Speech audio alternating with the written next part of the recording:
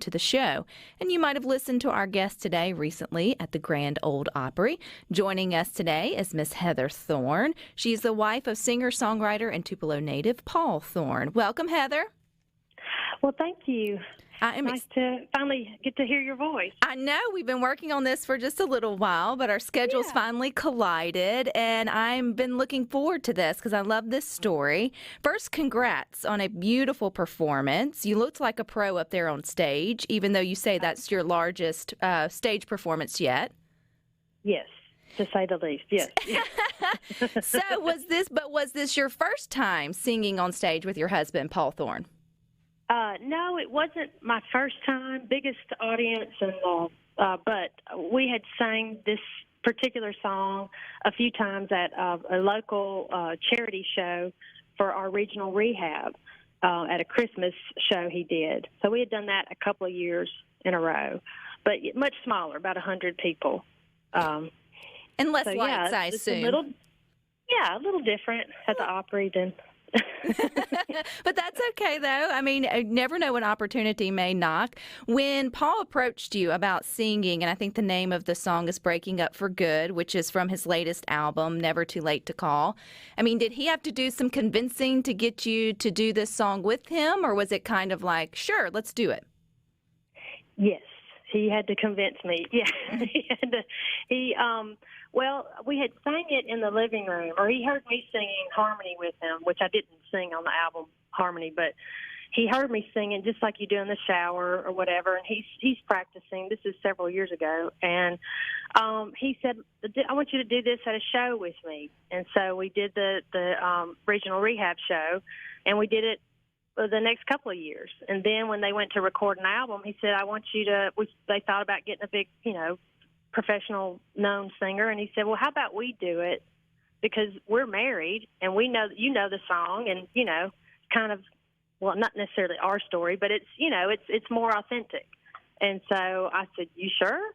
And then I said yes, and then I wanted to back out, and but yeah, he talked me into it. He said, no, you can do it. Well, I would assume, Heather, after 22 years, I think is last I read, of marriage, not that this is definitely your story, but you can definitely understand, the relationship piece to the song. So, yeah, he's right. I mean, it would be a little bit more authentic than having to sing something with someone you maybe haven't gone through some of those ups and downs with. So I think you picked the right choice with that. Well, I was glad. I was honored but very nervous, and Well,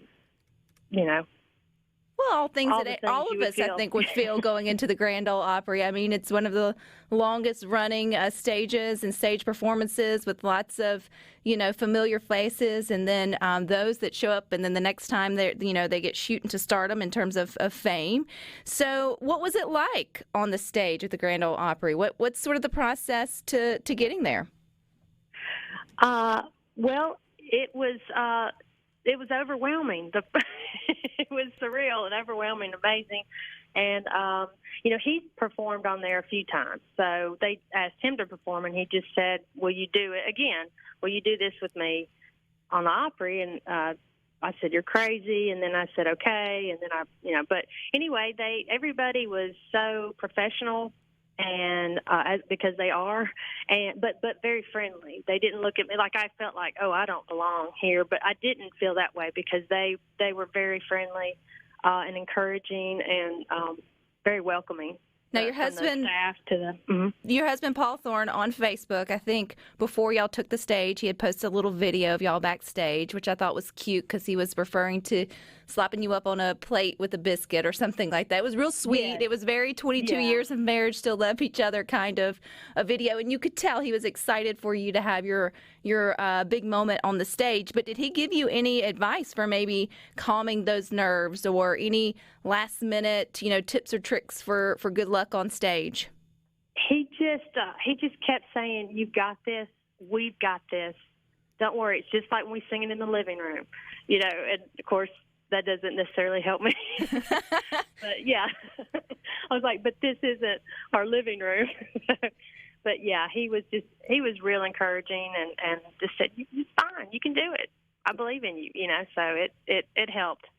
One of the things that I think people enjoy about the Grand Ole Opry, Heather, is the fact that, you do see a lot of regular faces around there. I've never been, but it feels like kind of just that home away from home for maybe country singers or stars that they pop in and out of, while they're visiting Nashville. So did you get to see any regulars while you were there? Oh, yes, which is what made me more nervous when I saw I got to see Connie Smith, who is a longtime country favorite. She was on that documentary that Ken Burns made about country music, so back in the early days. And she's married to Marty Stewart. And I saw her in the bathroom, so I panicked, when I saw her and got all nervous. But and then Gary Muldeer, who's a comedian who's hilarious, got to meet him, as well as the lead singer of Rascal Flatts, Gary Laveau. So it was pretty interesting and pretty amazing just to get to meet everybody. And everybody was, as I said earlier, they were so nice. And well, I think they didn't look at me and go, "What are you doing here?" Well, Heather, everyone who's ever took the stage at the Grand Ole Opry has had the first time.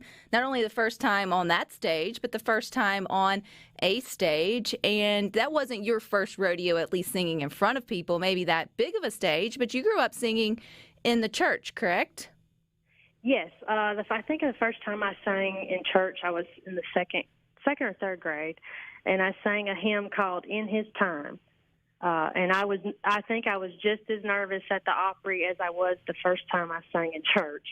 But yeah, I sang in church growing up, and then I kind of didn't sing a whole lot other than at the house or in the shower after that.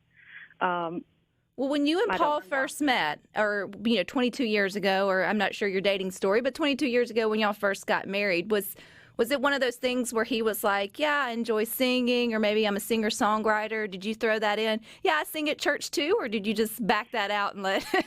No, it was like I'm married to a singer now.